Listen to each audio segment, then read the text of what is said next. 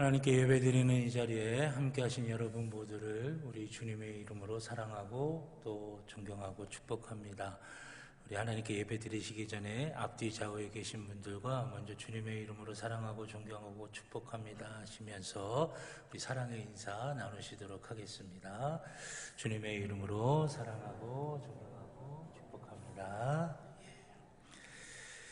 다 같이 우리 하나님께로 마음을 모두시고 자리에서 일어나셔서 임내찬송 9장 우리 하나님께 찬양 드리도록 하겠습니다.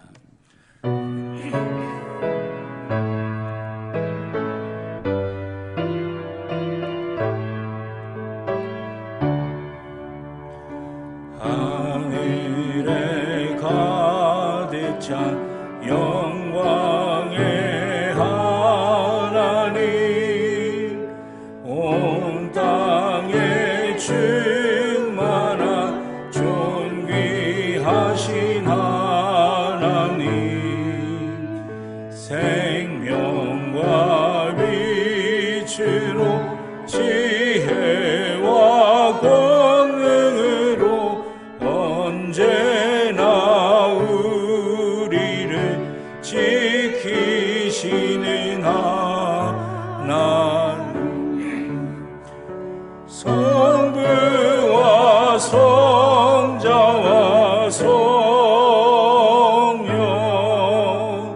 삼위의 하나님, 우리 예배를 받아주시옵소서.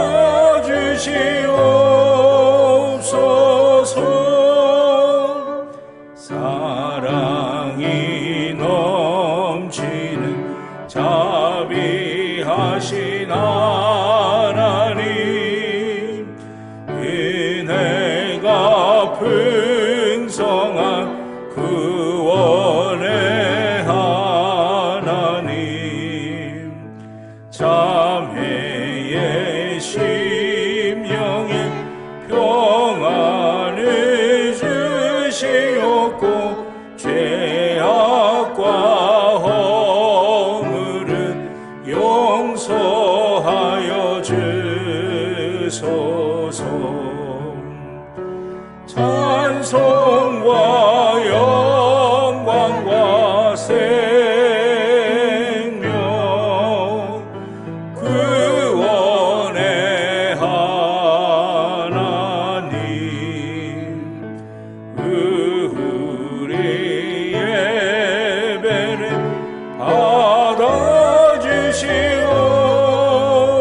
받아주시옵소서. 연약한 심령을 굳게 세워주시고 우둔한 마음을 지혜롭게 하시고 주의 뜻 받들어 잠들게 살아가며 주 말씀 따라서 용감하게 하소서. 권능과 지혜와 사랑 은혜의 하나님, 우리 예배를 받아주시옵소서.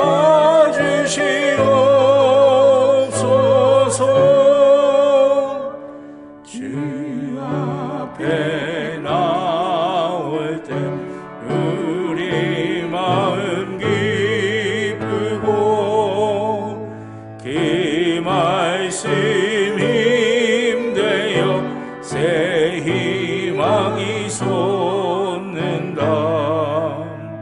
고난도 슬픔도 이기게 하시옵고 영원에 잇대어 살아가게 하소서.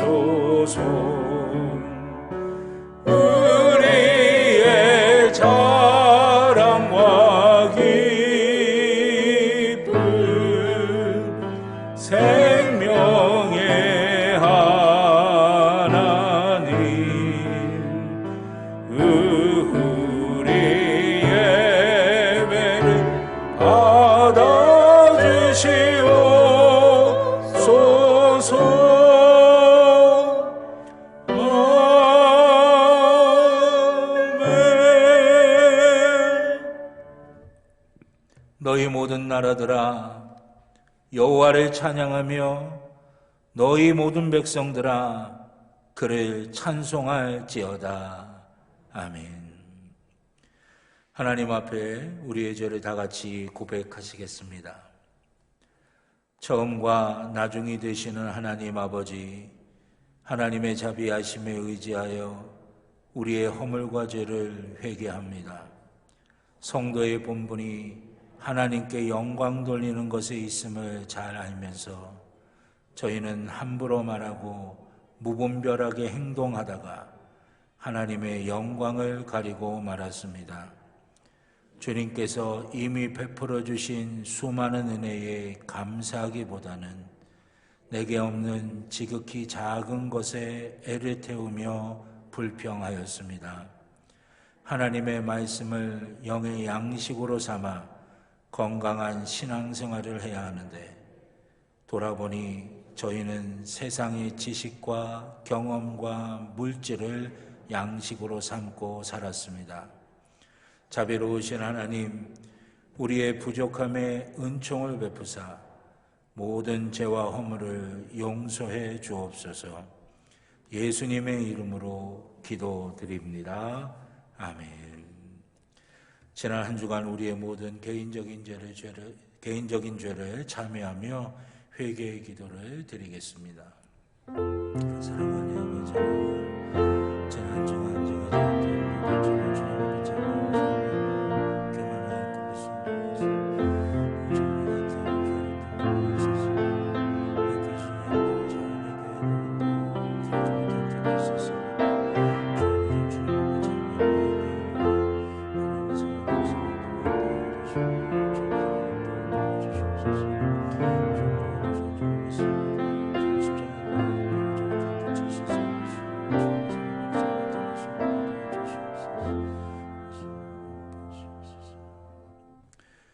우리를 용서하시는 하나님의 말씀을 들으시기 바랍니다.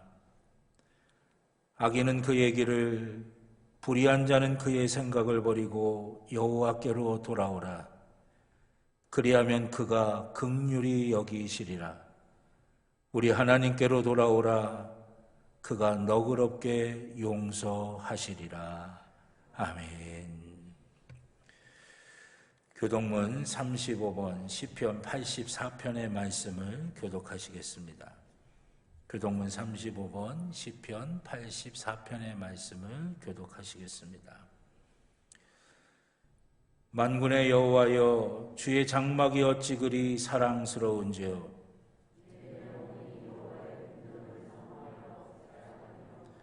내 마음과 육체가 살아계시는 하나님께 부르짖나이다. 주의 제단에서 참새도 제집을 얻고 제비도 새끼들 보금자리를 얻었나이다.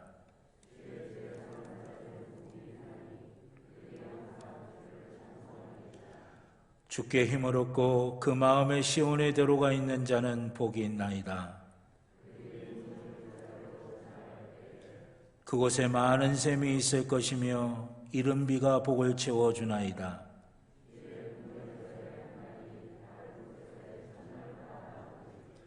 악인의 장막에 사는 것보다 내 하나님의 성전 문지기로 있는 것이 좋사오니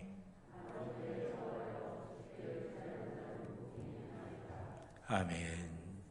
사도신경으로 우리의 신앙을 고백하시겠습니다. 나는 전능하신 아버지 하나님 천지의 창조주를 믿습니다. 나는 그의 유일하신 아들 우리 주 예수 그리스도를 믿습니다. 그는 성령으로 잉태되어 동정녀 마리아에게서 나시고 본디오 빌라도에게 고난을 받아 십자가에 못 박혀 죽으시고 장사된 지 사흘 만에 죽은 자 가운데서 다시 살아나셨으며 하늘에 오르시어 전능하신 아버지 하나님 우편에 앉아 계시다가 거기로부터 살아있는 자와 죽은 자를 심판하러 오십니다. 나는 성령을 믿으며 거룩한 공교회와 성도의 교제와 죄를 용서받는 것과 몸의 부활과 영생을 믿습니다. 아멘.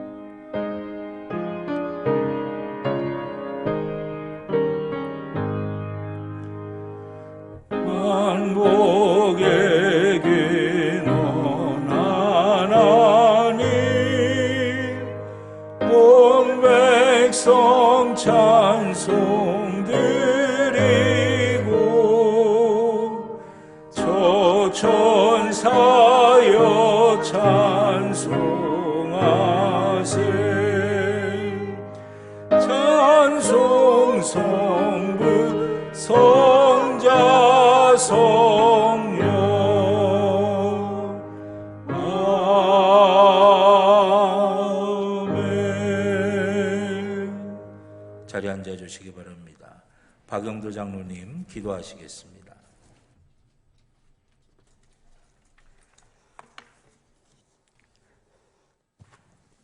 사랑이 많으시고 거룩하시고 전능하신 아버지 하나님, 저희들을 사랑하시어 지난 한 주간 또 지켜주시었다가 복 주시기로 구별한 거룩한 주일 아침 예배당으로 인도하여 주셔서 하나님께 예배드릴 수 있도록 여건과 시간을 허락하셨음에 깊은 감사를 드립니다. 지난 한 주간의 삶을 되돌아볼 때 겸손과 섬김으로 하나님이 기뻐하시는 삶을 살았어야 함에도 세상의 것을 더 소유하려고 동분서주 안간힘을 쓰고 세상 또한 사정과 이유를 핑계 삼아 맡은 직임을 충성되게 감당하지 못하고 육신의 생각과 방법이 앞선 삶을 살은 죄와 허물을 고백하오니 하나님 용서하여 주시옵소서. 거룩하신 아버지 하나님, 지금 예배드리는 성도님들에게 성령을 충만하게 내려주시사 확신 있는 믿음과 주님을 향한 뜨거운 열정과 감사가 회복되게 하시고 하나님이 기뻐하시는 예배를 드리도록 이 시간 우리들을 인도하여 주옵시고 기도하고 찬양하고 말씀 들을 때 하나님의 뜻을 깨닫게 하시고 주님이 걸어가신 그 길에 동참하기를 결단하는 저희들이 되게 하시어 하나님의 뜻을 이 땅에 실현하는 데 도구로 마음껏 사용하시도록 되어드려 하나님을 기쁘시게 할 수 있는 믿음의 성도들이 될 수 있도록 하나님 인도하여 주시옵소서. 금년도 어느덧 11월의 중순을 지나고 있습니다. 우리의 유익과 자기중심적인 가치관을 포기할 수 있는 은혜를 주옵시고 또 주님의 음성을 경청하는 귀와 순종하는 마음을 주옵시기를 간구하오며 오늘 이 땅에 우리들의 삶이 번영을 향해 가는 나그네의 삶인 것과 우리들이 이루어야 할 목적지가 천국임을 마음속에 새기고 이를 향한 믿음과 열정과 노력을 게을리지 않는 성도님들이 되도록 성령님께서 도우시고 역사하시고 인도하여 주시옵소서. 주님의 피로 사신 평창제일교회가 보화를 캐내어 누리는 삶이라는 주제로 40일 특별 새벽 기도회와 성경일독 마지막 과정을 시행 중에 있습니다. 이를 통해 받은 은혜로 성도의 사명을 잘 감당하여 영혼 구원의 사명과 교회 부흥과 지역 복음화를 꼭 이루어 하나님께 영광 돌려드릴 수 있도록 인도하여 주시옵소서. 11월 18일은 수능시험일입니다. 모든 수험생들을 지켜주옵시되 특히 우리 교회 학생부에 소속된 12명의 고3 수험생들에게 건강과 마음의 평안을 먼저 허락하여 주옵시고 지혜와 총명을 허락하여 주셔서 초중고 12년 동안 노력하고 애써 공부한 것들이 좋은 수능 성적으로 결실을 맺게 하여 주옵시고 또한 하나님 나라 믿음의 제목과 국가가 필요로 하는 인재로서의 성장을 위해 원하는 대학에 다 입학할 수 있도록 하나님 인도하시고 역사하여 주옵시기를 간절히 기도하고 원합니다. 이 시간 하나님, 여러 가지 어려움으로 시달리는 성도들이 있습니다. 이들에게 힘과 용기를 주셔서 이기게 하시고 특별히 질병으로 고통당하는 성도님들이 있습니다. 치유하여 주셔서 살아계신 하나님을 체험하고 확신에 찬 마음과 믿음으로 감사하며 주신 직임에 또한 귀한 사명에 감당할 수 있도록 하나님 역사하여 주시옵소서. 오늘도 하나님 이제 말씀을 선포하실 귀한 담임 목사님에게 하나님의 강한 성령으로 지키시고 인도하여 주셔서 선포되는 말씀이 생명력 넘치는 살아있는 말씀 되어 우리 성도님들이 말씀을 듣고 결단하고 실천할 수 있는 귀한 저들이 될 수 있도록 역사하시고 귀한 말씀 될 수 있도록 인도하여 주시옵소서. 예배를 위해 이곳저곳에서 헌신하면 손길들이 있습니다. 이들에게 하나님께서 복을 허락하여 주시고 이들을 또한 기억하여 주시옵소서. 예배의 시종을 주님께 부탁드립니다. 주님 지켜 주시옵소서. 예수님의 이름으로 감사하며 간절히 기도드립니다. 아멘.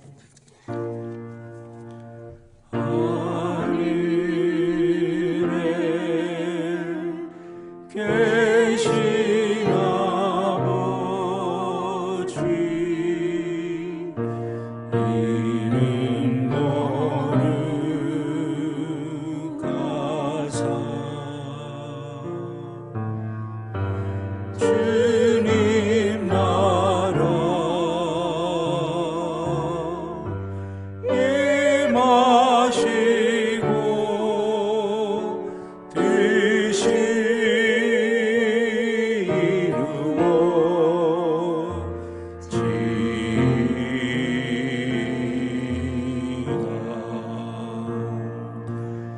일용할 양식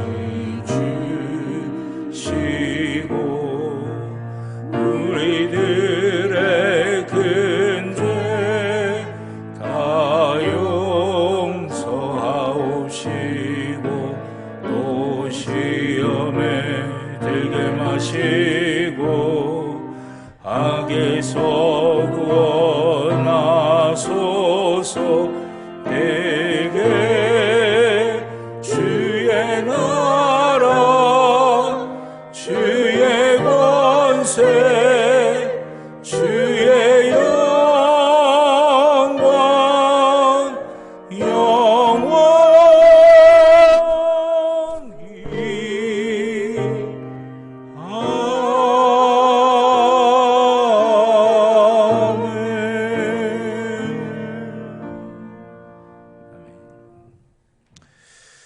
오늘 우리에게 주신 하나님의 말씀은 신약성경 히브리서 10장 39절의 말씀입니다. 히브리서 10장 39절 신약성경 365쪽입니다.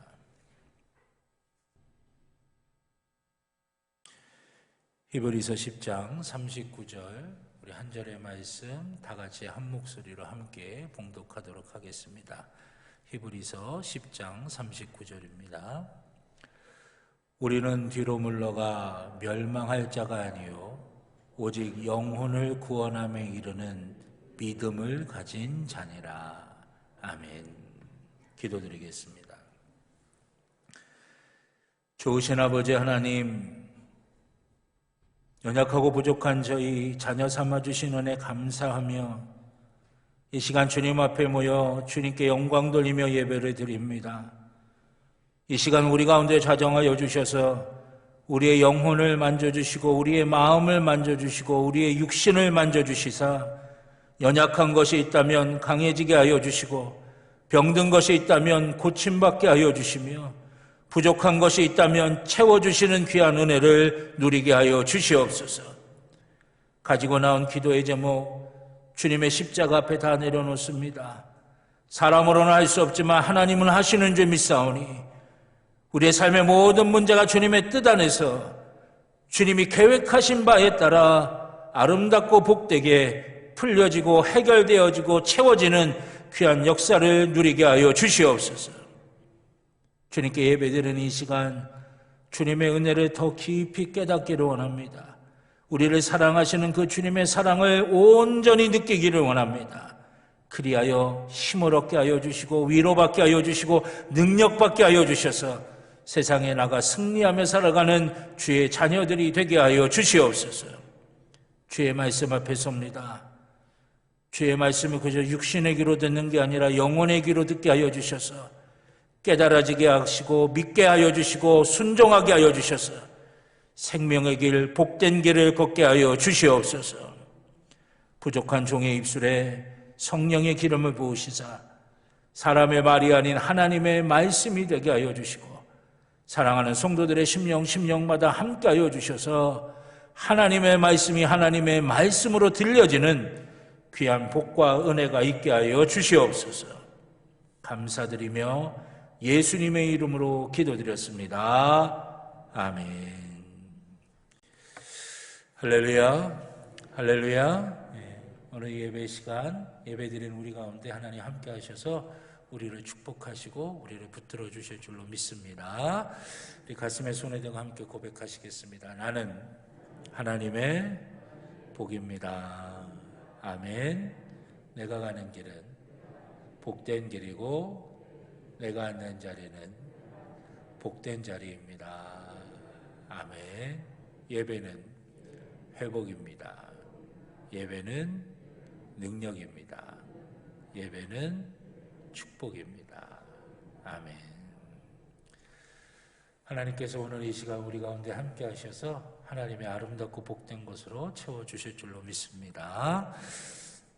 오늘 히브리서 10장 39절의 말씀을 가지고 믿음을 가져 생명을 얻을 사람이라고 하는 제목으로 함께 예비하신 은혜 나누고자 합니다.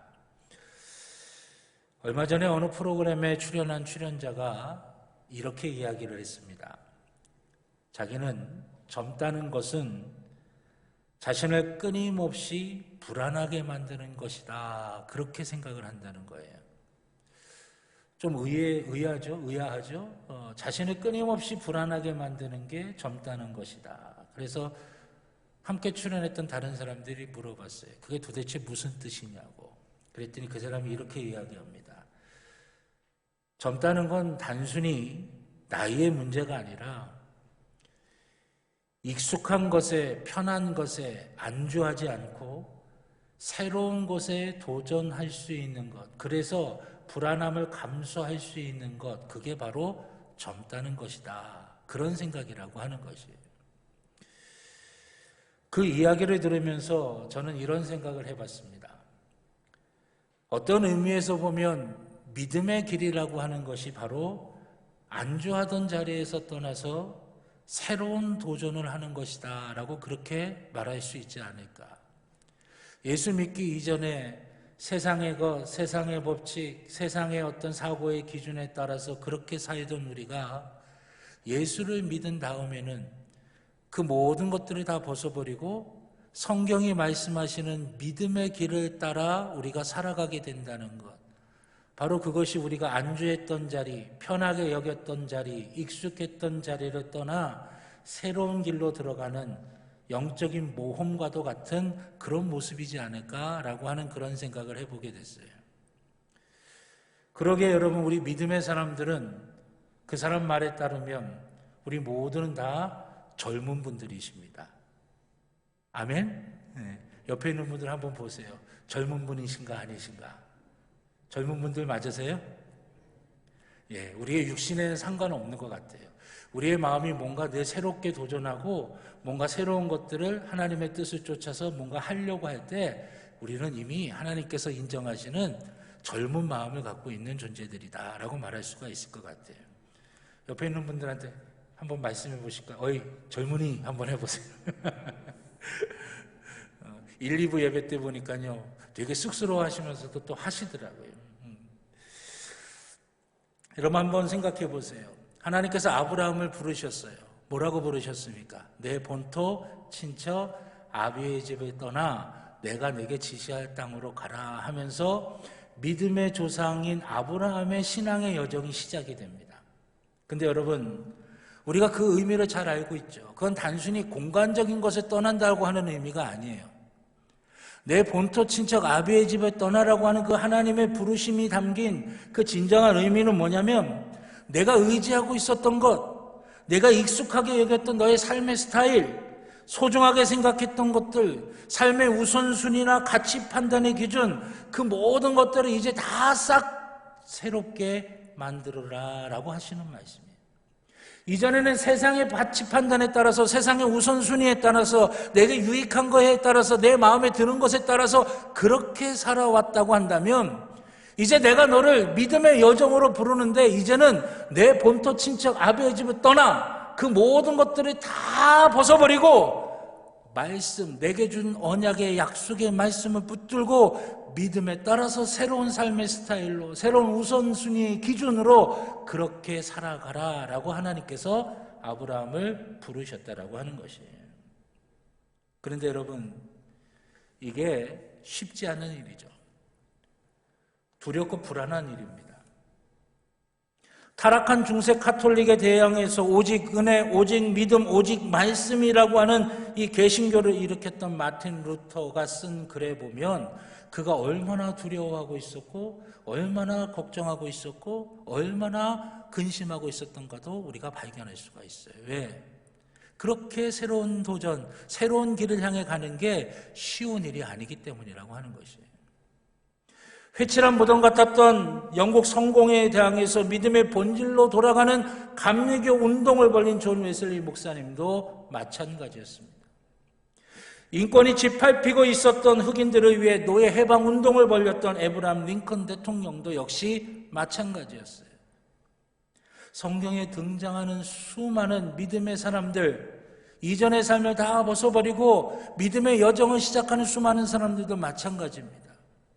익숙했던 것, 길들여졌던 것들, 편안했던 것들 다 벗어버리고 새로운 믿음의 여정을 걸어간다라고 하는 게 만만치가 않은 일이기 때문에, 쉽지 않은 일이기 때문에 모두가 두렵고 불안한 도전이라고 할 수 있는 새로운 삶을 향한 순례의 길을 시작한 것이에요.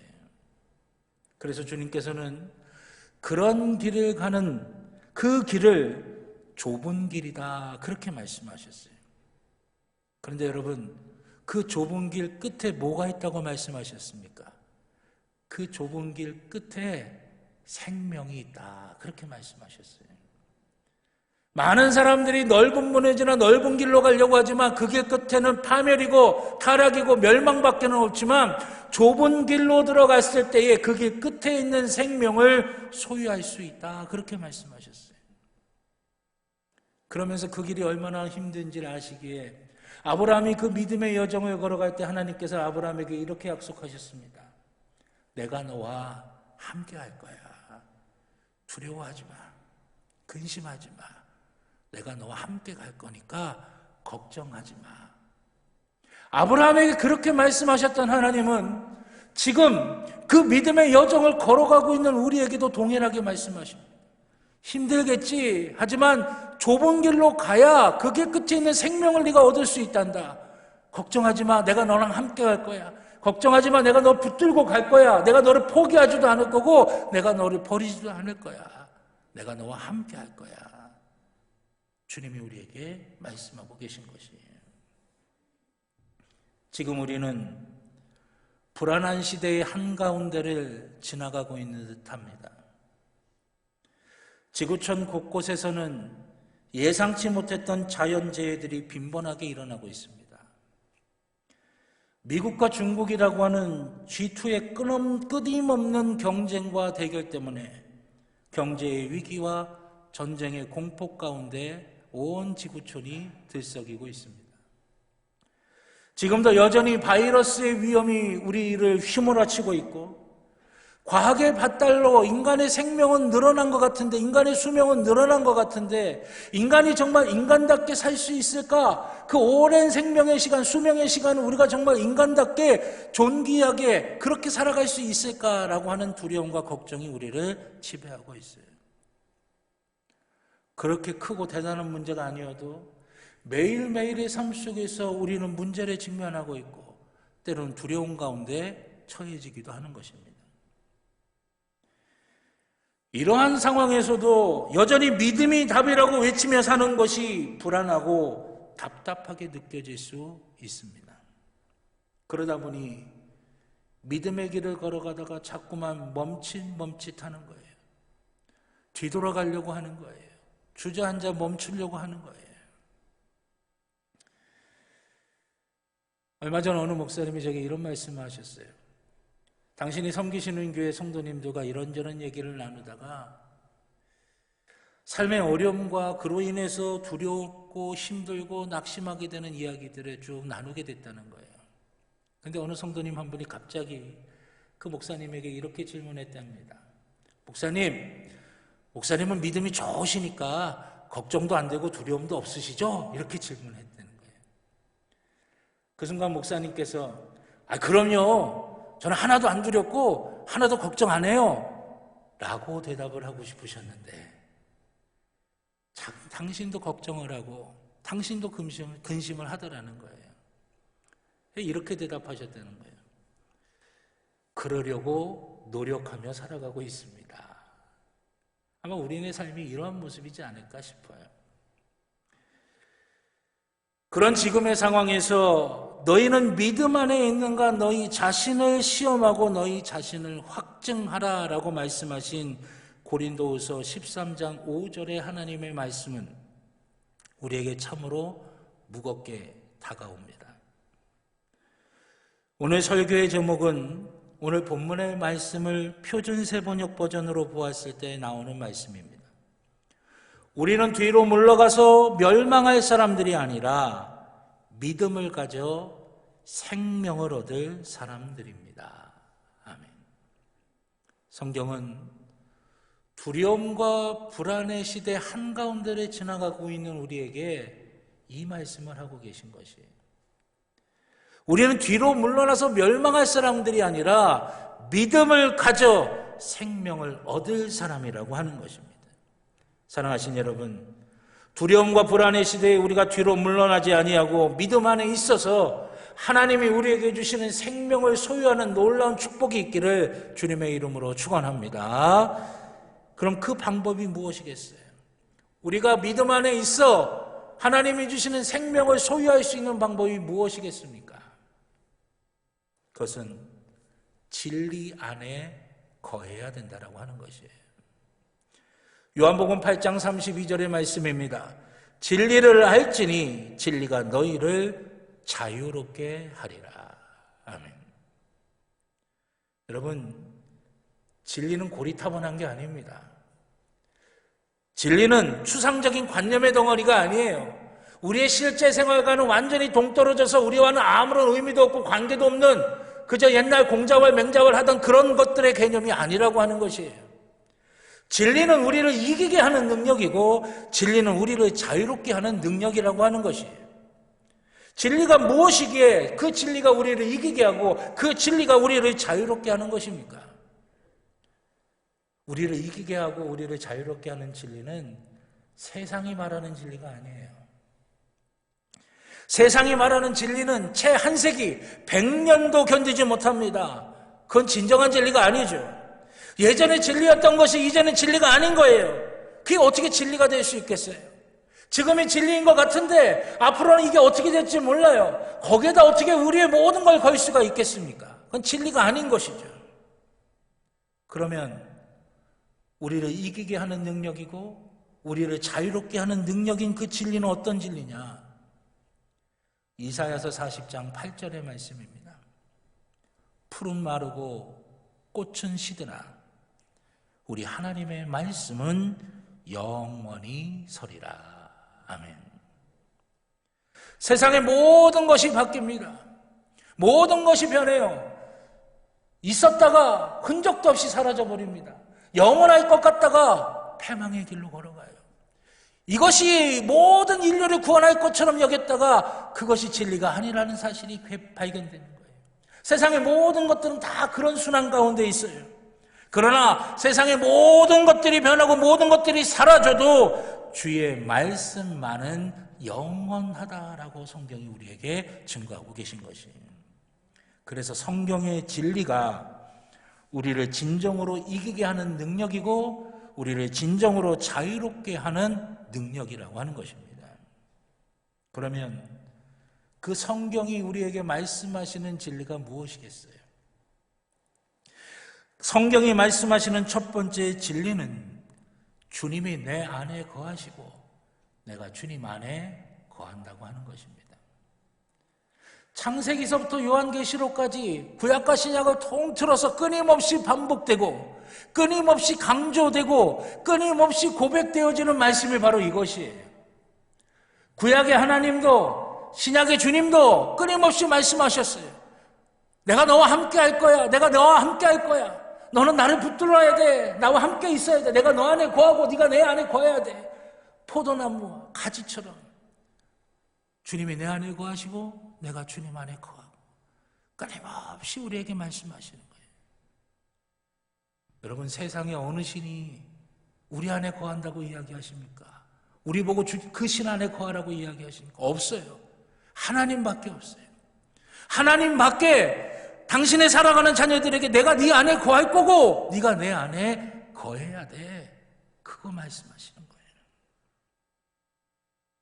왜 그렇습니까? 주님이 우리 안에 거하고 우리가 주님 안에 거해야 거기에 영생과 하나님 나라의 소망이 넘치기 때문이라고 하는 것이에요. 오늘 보면 앞부분에 보면 32절에 보니까 이렇게 말씀하십니다. 빛을 받은 후에 라고 말씀하고 있어요. 전날에 너희가 빛을 받은 후에, 빛을 받은 후, 그것이 바로 이것입니다. 주님이 내 안에 거하고 내가 주님 안에 거할 때에 어둠 가운데 있었던 우리가 주님이 주시는 빛으로 환해지기 시작하는 거예요. 보이지 않았던 게 보이기 시작하는 거예요. 알지 못하았던 걸 깨닫게 되기 시작하는 거예요. 아, 그러면서 내 생명의 길이 여기에 있구나. 내가 살 길이 여기에 있구나. 주님께서 우리에게 조명해 주시고 밝혀 보여주시는 그 길들이 우리의 삶에 보여지기 시작하는 거예요. 옛날엔 많이 가지고 있어도 두려웠어요. 높이 올라가도 불안한 겁니다. 늘 삶이 걱정인 거고 삶이 근심인 거예요. 그런데 주님이 밝혀주시는 그 빛을 보니까 살 길이 어디 있는지가 보여지기 되는 거예요. 생명이 어디에 있는지가 보여지기 시작하는 거죠. 그 빛을 받은 후에 언제 우리가 그럼 주님이 내 안에 거하시고 내가 주님 안에 거하는 것을 누릴 수 있어요? 하나님께서 나를 사랑하시고 내가 그 하나님의 사랑을 믿고 그 하나님을 사랑하기 시작하는 거예요.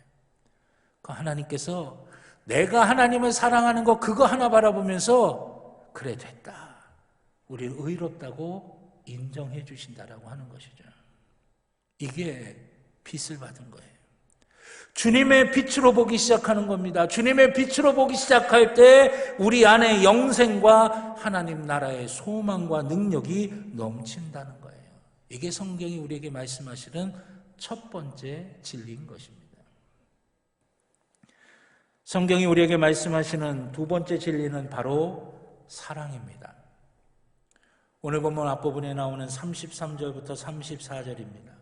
이 내용은 마치 주님께서 세리와 창기와 죄인들의 친구가 되셨던 것처럼 주님의 자녀가 된 우리가 비방당하고 환난당하여 구경거리가 된 사람들의 친구가 되고 갇힌 자를 동정할 줄 알고 소유를 빼앗겨도 더 좋고 영구한 것을 바라보며 기뻐할 수 있어야 된다. 즉 축복의 통로로서의 삶을 살아야 된다라고 하는 거예요. 주님의 은혜와 사랑이 내 가운데 충만하게 임하게 되면 그것이 흘러 넘쳐서 다른 이들에게 넘쳐 흘러 들어가게 됩니다. 이게 축복의 통로로서 살아가는 거죠. 축복의 통로로서 살아갈 수 있으려면 내 가운데 사랑이 넘쳐나야 돼요. 사랑이 능력이 되어야 된다고 하는 거예요. 세상이 우리에게 보여주는 자기중심적인 사랑이 아닙니다. 그럼 세상이 얼마나 사랑에 대해서 많이 이야기합니까? 유행가 가사도 다 사랑이에요. 드라마 연속곡 다 봐도 다 사랑이 주제예요. 사랑 때문에 화근이고 사랑 때문에 사람들이 그냥 문제도 일어나고 좋기도 했다가 막 그래요. 그런데 여러분 그 세상이 말하는 사랑을 다 하나하나 다 한번 살펴보세요. 자기중심적인 사랑이에요. 내가 좋아야 좋은 거고 내게 만족이 돼야 좋은 거예요. 내 마음에 들어야 사랑스러운 거고 내가 마음에 들어야 사랑해 줄 수 있는 마음이 생기는 거예요. 하나님의 빛을 받은 우리는 영생의 소망과 하나님 나라의 소망과 능력이 우리 가운데 있다면 자연히 우리는 하나님이 주시는 사랑으로 가득 차게 되는 것이고 그 가득 찬 사랑은 축복의 통로가 되도록 차고도 넘쳐 흘러 주변의 많은 사람들에게 하나님의 사랑이 무엇인지를 알게 해주도록 그들을 사랑하는 능력이 우리 가운데 생기게 된다라고 하는 겁니다. 그것을 보여주신 분이 바로 우리 주님이시죠. 여러분 우리가 사랑받을 만해서 주님이 우리를 사랑하신 게 아닙니다. 주님이 우리를 언제 사랑했냐고 성경이 우리에게 말씀하시는데요. 언제 사랑했는지를 말씀하시는 부분이 어디냐면 우리가 아직 죄인 되었을 때에 주님이 우리를 사랑하셨어요. 내가 아직 죄인으로 더럽고 추하고 지저분한 모습 그 한가운데 있을 때에 그때 주님이 우리를 사랑하셨다는 거예요. 그냥 예쁘고 뽀샤시하고 다 깔끔하고 깨끗해서 사랑받을 만해서 우리를 사랑하신 게 아니라 내가 아직 추하고 더러운 그 죄의 한가운데 있을 때에 주님이 우리를 사랑하셨다라고 하는 거예요. 조건을 보거나 대가를 바라고 우리를 사랑하신 게 아니에요. 그냥 사랑하신 겁니다. 그냥 아무 이유 없이 아무 조건 없이. 그래서 값을 바라지 않고 베푸신 사랑, 값없이 주시는 사랑, 값없이 주시는 은혜 성경이 우리에게 증거하고 있는 거예요. 당신이 눈길을 주지 않아도 되는데 그런 추한 죄인들이었는데 아무 이유도 조건도 없이 사랑하신 거예요. 그 사랑으로 하신 최고의 절정이 뭐냐? 우리 대신 십자가에 달려 죽으신 거예요. 그런데 여러분 십자가에 달려 죽으신 것으로 끝났나요? 아니죠. 사단의 권세, 사망의 권세를 깨뜨리시고 부활하셔서 생명이 어디에 있는지, 사망의 권세를 깨뜨릴 능력이 어디에 있는지, 세상을 변화시키고 세상을 이길 힘이 어디에 있는지 우리에게 보여주셨다라고 하는 것이에요. 사랑이 능력이고 사랑이 우리를 자유롭게 하는 것이라고 하는 거예요. 성경에 말씀하시는 세 번째 진리는 담대함과 인내입니다. 아까도 살펴본 32절의 말씀에 보면 주님이 내 안에 거하시고 내가 주님 안에 거하는 그 첫 번째 진리 가운데 우리가 빛을 받은 후에 뭐가 있냐고, 뭐가 일어난다고 말씀하시냐면 고난의 큰 싸움을 견뎌내야 된다, 그렇게 말씀하고 있어요. 여러분, 우리가 주님이 내 안에 거하시고 내가 주님 안에 거하면 그때서부터는 우리가 주님을 닮아가기 시작합니다. 주님을 닮아갈 때 우리가 세상의 법칙이 아니라 믿음의 법칙으로 살아가야 되기 때문에 우리는요, 고난의 큰 싸움을 견뎌내야 된다라고 하는 것이죠. 근데 이 고난의 큰 싸움이라고 하는 건 뭐냐면 운동선수가 경기에 임하는 것을 말하는 것이에요. 그래서 히브리서 12장 1절에 보면 이걸 경주에 임한 선수의 모습으로 표현하기도 하는 겁니다. 여러분, 운동선수가 경기에 임할 때 어떻게 합니까? 자기의 육체의 한계를 넘어서는 거예요.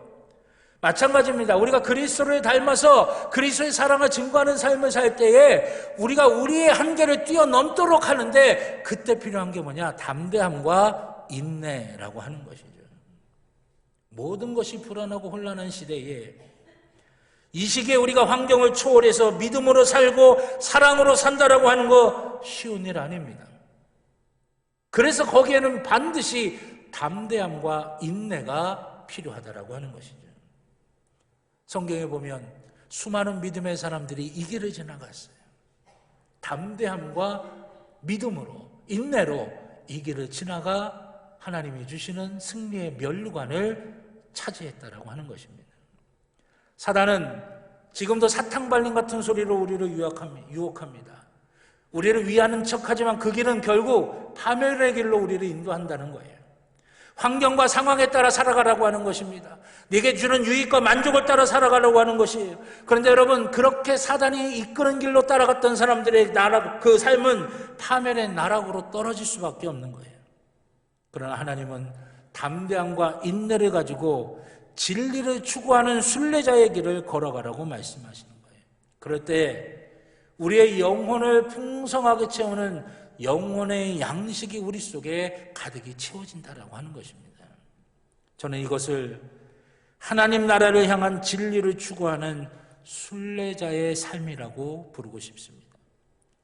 이것이 우리가 불안한 시대 한가운데를 지나가면서도 뒤로 물러나지 않고 믿음 안에 있어 영생을 가질 수 있는 사람이 되는 비결이라고 하는 것이에요. 그런데 여러분, 일상의 여러 문제가 우리가 진리를 추구하는 순례자의 삶을 사는 것을 잊어버리게 만들어요. 그게 가지 못하게 방해합니다.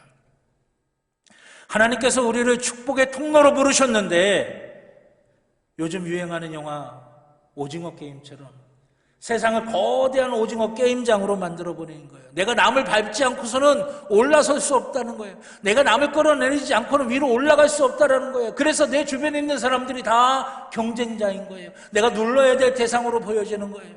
함께 그리스도의 사랑을 나누고 섬기고 하나가 되어서 함께 하나님 기뻐하시는 모습을 하는 게 아니라 자꾸만 내가 남을 누르지 않으면 못 산다라고 생각하는 그런 탐욕과 공포 속으로 우리를 자꾸만 몰아가고 있는 거예요. 말씀대로 어떻게 살아? 복음대로 어떻게 살아? 세상에 나가서는 세상의 방식대로 살아야지. 내가 남을 누르지 않으면 내가 살 수가 없는데, 내가 남을 끌어내리지 않으면 내가 남 밑에 있게 되는 건데, 자꾸만 우리를 그렇게 유혹하는 거예요. 안락함과 쾌적함에 빠져서 십자가의 길을 잃어버리고 사는 겁니다. 믿음으로 시작했는데 습관이 돼버려요. 고집이 돼버립니다. 그래서 이제는 내가 주님을 따르는 게 아니라 주님 보고 내가 원하는 대로 해달라고 주님 질질 끌고 가려고 하는 그런 모습으로 변질되어져 가기 시작하는 거예요. 그렇게 되면 어떻게 됩니까? 믿음 안에 사는 사람, 하나님이 주시는 새로운 가치관과 새로운 우선순위와 새로운 삶의 질서를 따라 살아가는 것이 아니라 여전히 익숙한 세상의 방식과 세상의 것들에 따라가는 그런 삶을 살게 되는 것이에요. 여러분, 이것이 얼마나 비참한 일인지 아십니까? 믿음 안에 사는 사람답게 하나님이 주시는 새로운 가치관과 새로운 우선순위와 새로운 삶의 질서를 따르는 사람들이 누릴 수 있는, 광야 한가운데서도 하나님께서 갈 길을 열어주시는 그 능력, 물 위를 걸어갈 수 있는 능력, 홍해를 가르고 만나와 메추라기를 경험할 수 있는 삶의 신비한 경험들, 그 모든 것들 다 하지 못한 채 살아가고 있는 거예요. 신앙생활을 하는 것 같은데 하나님의 능력을 경험하지 못하는 거예요. 하나님의 은혜가 뭔지를 맛보아 알지 못하는 거예요. 하나님이 나보다 앞서가시면 나를 예비하시고 나를 준비하신다는 것 체험하지 못하는 거예요. 여러분, 이것을 경험하는 것과 경험하지 못하는 것의 차이는 하늘과 땅의 차이입니다. 이것을 경험하며 살아가는 사람들, 38절에 보니까 그런 사람들을 뭐라고 부르냐면 나의 의인이다 라고 불러요. 나의 의인은 믿음으로 말미암아 살리라, 그렇게 말씀하고 있어요. 제가 말씀을 준비하면서 이 나의 의인이라고 하는 이 말에 얼마나 은혜를 받았는지 몰라요. 나의, 하나님의 것이라고 하는 거예요. 하나님의 것, 내 거라고 하는 거예요. 하나님께서 내 거야, 내 거, 너는 내 거야. 내가 하나님의 것이면 누가 내 삶을 책임져 줍니까? 하나님이 책임지시는 거예요. 하나님이 지켜주시는 거고 하나님이 이끌어 가시는 거예요. 의인이라고 말씀하셨어요. 의인이라고 하는 게 뭡니까? 의롭다고 인정해 주셨다라고 하는 거죠. 의롭다고 인정해 주신 사람들에게는 뭐가 있어요? 영생의 소망이 있고 천국의 소망이 있다라고 하는 것이에요. 이 땅의 삶을 살아가는 동안에는 하나님이 지키시고 하나님이 동행해 주시고 앞으로 미래의 소망은 영생의 소망과 천국의 소망으로 우리를 채워주신다라고 하는 거예요. 이게 나의 의인이라고 하나님께서 우리를 부르실 때 하시는 말씀이에요. 사랑하신 여러분, 하나님께서 여러분들을 바라보실 때 나의 의인이라고 부르시기를 주님의 이름으로 축원합니다. 내가 하나님의 것이 되어서 하나님이 나 책임져 주시고 나를 하나님의 의인이라고 불러서 내게 영생의 소망과 천국의 소망이 넘쳐 흐르는 이 삶을 우리가 살아야 되지 않겠습니까? 이 길을 걸어가는 게 만만치가 않아서 넘어질 때도 있어요. 두려울 때도 있어요. 그러나 여러분, 낙심하지 마십시오. 그런 순간에 내 힘으로는 할 수 없다라고 하는 것 하나님 앞에 겸손하게 고백하시고 하나님의 은혜를 구하시기 바랍니다. 성령이 도와주셔야 돼요. 내 힘 갖고는 안 돼요. 하나님 도와주셔야 돼요. 하나님을 찾고 구하시기 바랍니다. 갈라디아서 6장 9절, 우리가 선을 행하되 낙심하지 말지니 포기하지 아니하면 때가 이름에 거두리라. 아멘. 우리는 뒤로 물러나서 멸망할 사람들이 아니라 믿음을 가져 생명을 얻을 사람들입니다. 성경이 우리에게 약속하신 그대로 믿음을 가져 생명을 얻는 축복이 저와 여러분 모두 가운데 있기를 우리 주님의 이름으로 간절히 축원합니다. 기도하겠습니다. 사랑과 은혜의 아버지 하나님, 세상의 우선순위와 세상의 가치관과 세상의 삶의 스타일 가운데 살아가던 우리가 예수를 만나고 예수를 믿음으로 믿음의 길로 초청받아 그 길을 걸어갈 때 우리를 넘어뜨리려 하고 우리를 무너뜨리게 하는 여러 가지 것들 앞에 주저하고 돌이키려고 하고 두려워하고 있는 우리를 불쌍히 여겨주셨어요. 성령이 우리를 도와주시사 그 믿음의 길을 끝까지 완주할 수 있도록 인도하여 주시옵소서. 주님, 우리는 뒤로 물러나 멸망할 사람들이 아니라 믿음을 가져 생명을 얻을 사람들인 줄로 믿사오니 우리 사랑하는 평창제일교회 모든 믿음의 식구들이 믿음을 가져 생명을 얻는 축복을 누리게 하여 주시옵소서. 우리 하나님께서 나의 의인이다라고 부르시는 귀한 은혜가 우리 가운데 있기를 원합니다. 우리가 주님의 것입니다. 주님이 우리를 의롭다고 인정하셨습니다. 담대함과 인내함으로 또 아버지 천국의 소망으로 영생의 소망으로 넉넉히 승리하게 하여 주시옵소서. 주님이 함께 하시고 붙들어 주실 줄로 믿고 감사드리며 예수님의 이름으로 기도드렸습니다. 아멘. 감사합니다. 찬송가 360장 찬송가 360장 찬양하시면서 드리신 예물 봉헌하겠습니다. 마지막 절은 다 일어나셔서 찬양 드리도록 하겠습니다.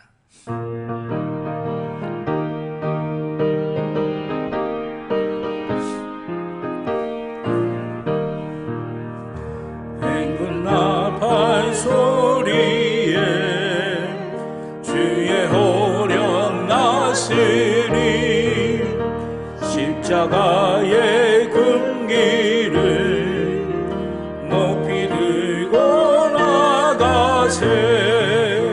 선한 싸움 다 싸우고 의의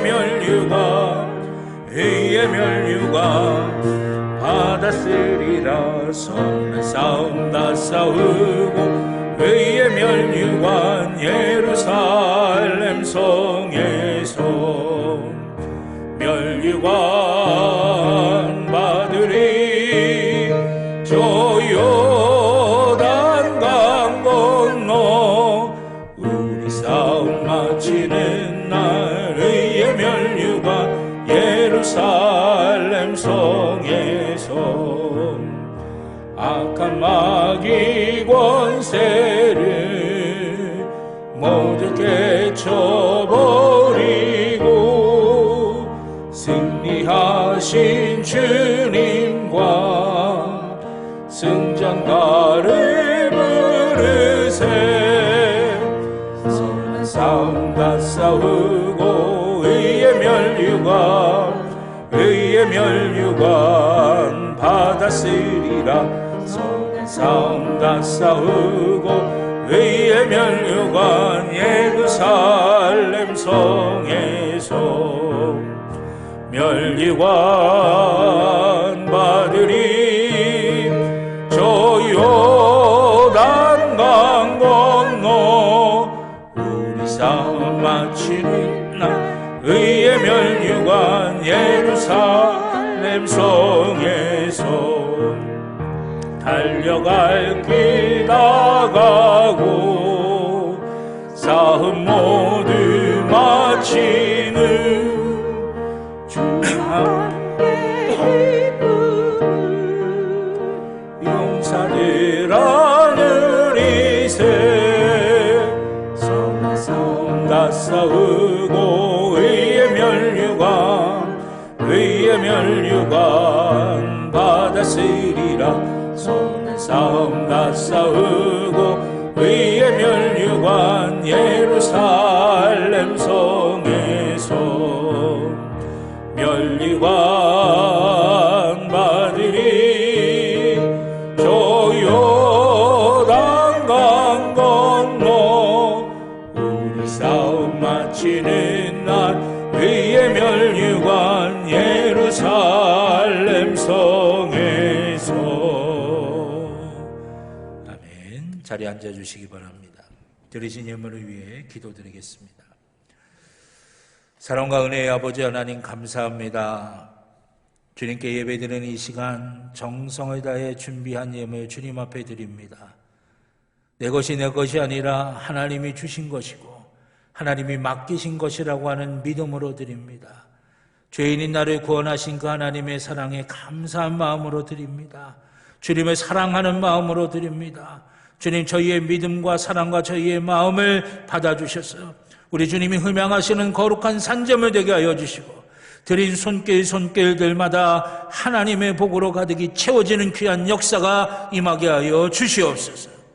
우리의 영혼 위에 성령의 충만함을 더하여 주시고 우리의 육신 위에 강건함을 더하여 주시며 우리의 삶의 모든 것들이 막힌 것이 열려지고 묶인 것이 풀려지며 복잡하고 어려운 문제들이 해결되는 귀한 역사가 임하게 하여 주시옵소서. 예물이 쓰여지는 곳 기억하여 주셔서 하나님의 뜻이 이루어지는 하나님 나라 세워가는 데에 귀하게 쓰임받게 하여 주시옵소서. 주님이 함께하여 주시고 붙들어 주실 줄로 믿고 감사드리며 예수님의 이름으로 기도드렸습니다. 아멘. 감사합니다. 교회 소식 몇 가지 말씀드리겠습니다. 주보 교회 소식란에 참조해 주시기 바랍니다. 예배당에서는 개인 방역과 또 교회에서 진행하는 방역 지침에 철저히 따라 주시기를 바랍니다. 방역 지침이 완화되긴 했지만 저희 교회에서는 기존에 지켰던 방역 지침 거리두기에 따라서 전체 주일 오전 예배를 3부로 나눠서 드리고요. 예배 사이사이에는 다 소독을 하고 환기를 합니다. 여러분들이 교회에서 진행하는 방역 지침에 잘 따라 주시기를 바라겠고, 오늘 오후 예배 사회는 천희창 권사님, 기도는 김봉자 권사님이십니다. 다음 주 오후 예배 사회는 김명덕 장로님, 기도는 윤은숙 집사님이십니다.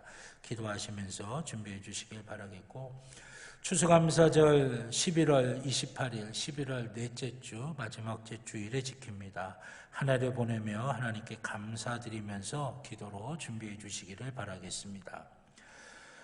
저희가 올해 성경 일독 과정을 진행 중에 있는데 지금 마지막 과정이죠. 예레미야부터 말라기 통독 과정 11월 16일까지 진행이 되고요. 또 하반기 40일 특별 새벽 기도회도 11월 18일까지 진행이 됩니다.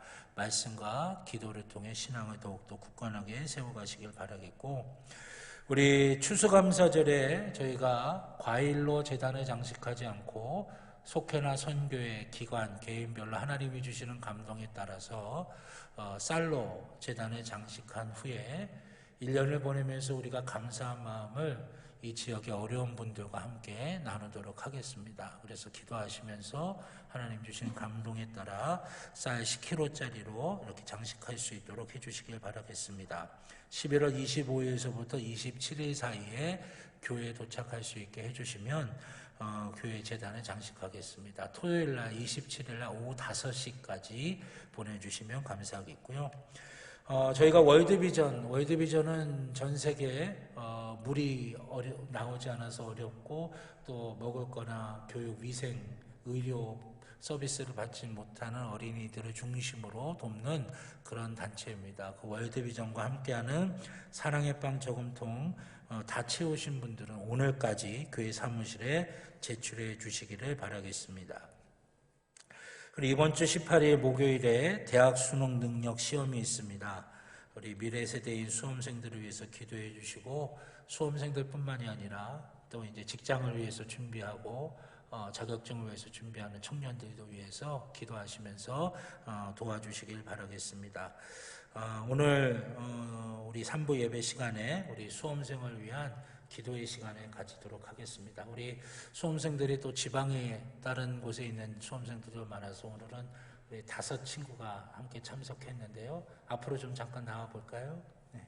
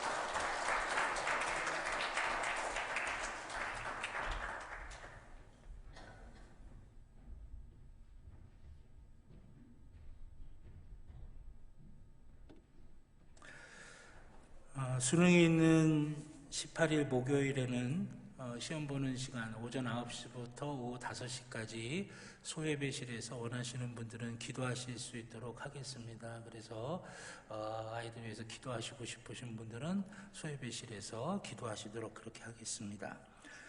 이번 주 제단 미화는 천희창 권사님 정기성 성도님 가정에서 결혼기념 감사로 헌물하셨습니다. 귀한 가정을 위해서 여러분들이 계속해서 기도해 주시기를 바라겠습니다. 우리 옆에 있는 분들하고 한 번 더 인사하실까요? 한 주간도 승리하시길 바랍니다 하시면서요. 승리하시길 바랍니다. 다 같이 자리에서 일어나셔서 파송의 찬송 주님 말씀하시면 함께 찬양 드리도록 하겠습니다.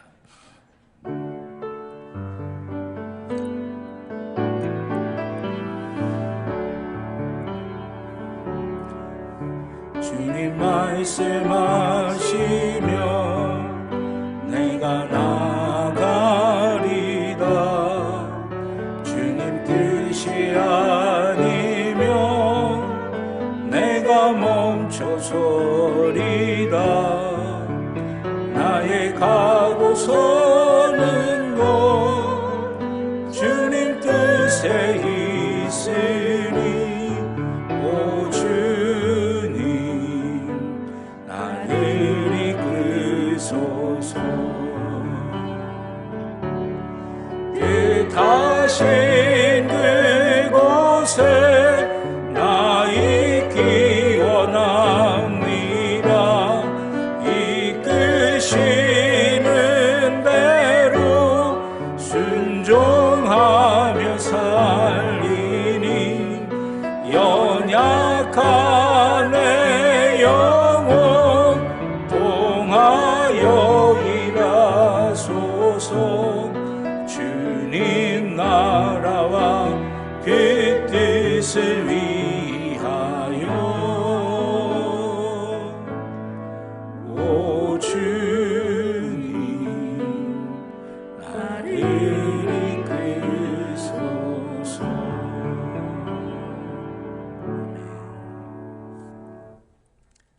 이제는 우리 주 예수 그리스도의 구원의 은혜와 하나님 아버지의 무한하신 사랑하심과 성령님의 감화 감동 인도하여 주시는 귀한 은총이 주의 사랑하는 자녀들의 머리 위에, 그 가정 위에, 그 일터 위에, 살아가는 모든 삶의 길들 위에 이제로부터 영원토록 함께하여 주시옵기를 간절히 축원하옵나이다.